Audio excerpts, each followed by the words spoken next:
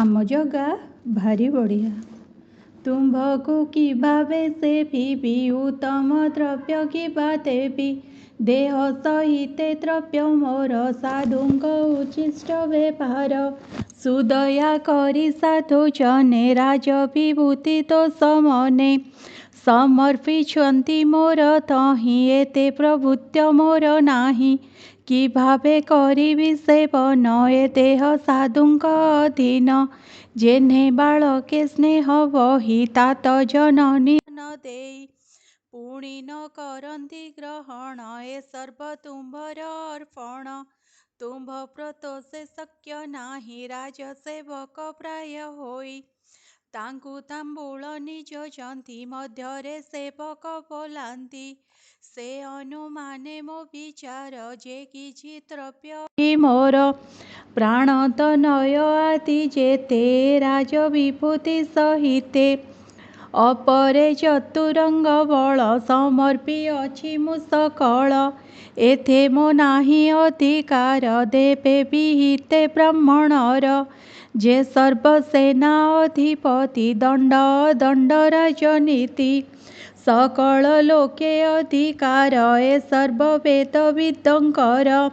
ସେ ବିପ୍ରେ ନିଜ ଧନେ ଶାନ୍ତି, ଜୀବଙ୍କୁ କଲ୍ୟାଣେ ପାଳନ୍ତି। ବ୍ରାହ୍ମଣ ଅନୁଗ୍ରହେ ଅନ୍ନ, ଭୁଞ୍ଜନ୍ତି କ୍ଷତ୍ରିୟାଦି ବର୍ଣ୍ଣ। ବ୍ରହ୍ମା ସର୍ଜନେ ଜଗତେ, ଅଛି ଅପୂର୍ବ ଦ୍ରବ୍ୟ ଯେତେ। ଏ ସର୍ବ ଯେତେ ସମର୍ପିବି, ତତେ ପ୍ରତୋଷି ନ ପାରିବି। ନିଗମ ବେତା ପ୍ରଭୁ ମାନେ, ମତେ ତୋଷିଲେ ଦିବ୍ୟ ଜ୍ଞାନେ। ଏକାନ୍ତେ ଦେଇ ଆତ୍ମା ପଦ, ମୋହର ନାସିଲ ପ୍ରମାଦ। ତୁମ୍ଭେ ଦୟାଳୁ ଯୋଗେଶ୍ୱର, ଆଧମ ଜନେ ଦୟା କର। ଅବ୍ୟକ୍ତ ବ୍ରହ୍ମ ଦୃଷ୍ଟିଗତେ, ପ୍ରତ୍ୟକ୍ଷ ଦେଖାଇଲ ମତେ।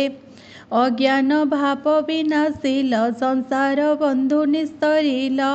ଏମନ୍ତ ମହିମା ତୁମ୍ଭର, ଅଶେଷ ଜୀବେ ହିତକର।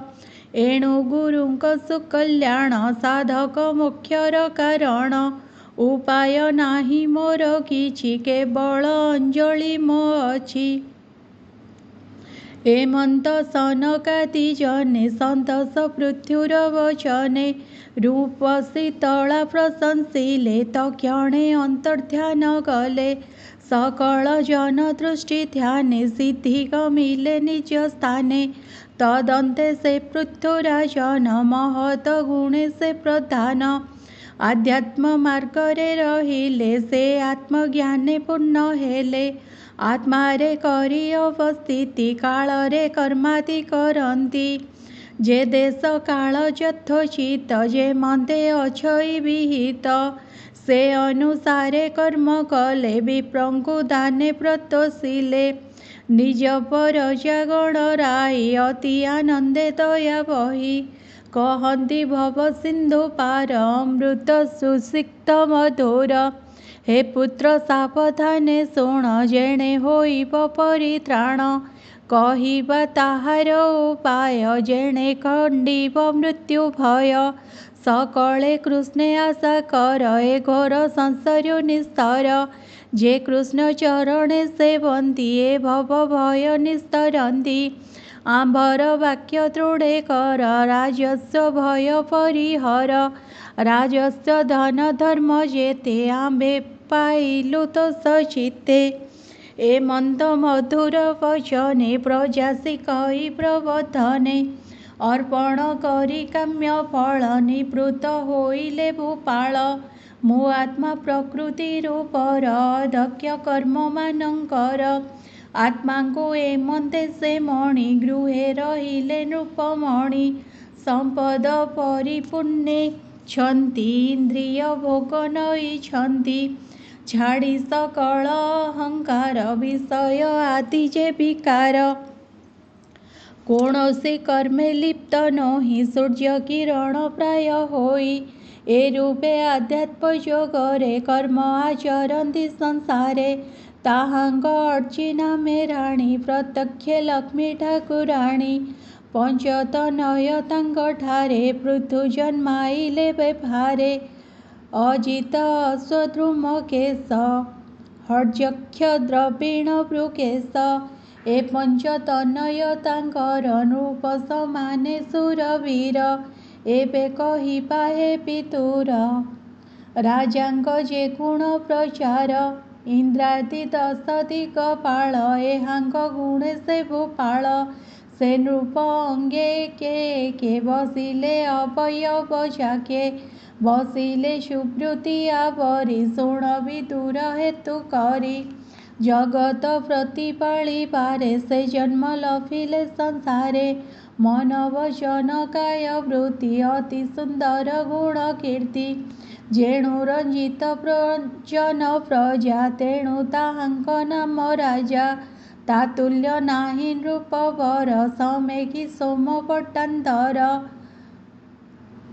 ସେ ରାଜା ସୂର୍ଯ୍ୟଙ୍କ ସମାନ ତା ତେଜେ ପୃଥ୍ୱୀ ଦୀପ୍ତିମାନ।